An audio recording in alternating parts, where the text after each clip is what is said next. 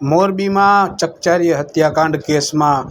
Morbi city એ division police દ્વારા તપાસનો ધમધમાટ શરૂ કરવામાં આવ્યો છે। હાલ આ હત્યા કેસમાં આરોપી જીતેન્દ્ર ગજિયા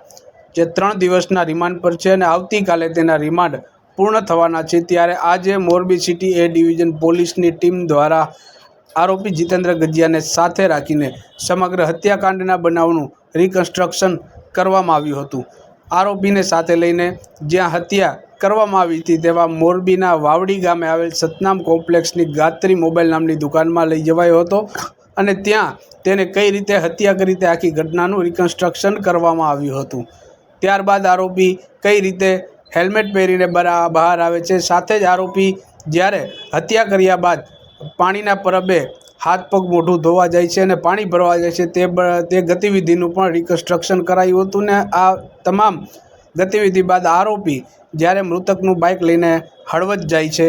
તે તમામ જગ્યાઓ પર નીચી માંડલ નજીક લઈ જઈને આ ક્રાઇમ સીનનું રિક્રિએશન કરવામાં આવ્યું હતું। મોરબી સિટી એ ડિવિઝન પોલીસ તેમજ આરોપીને સાથે લઈને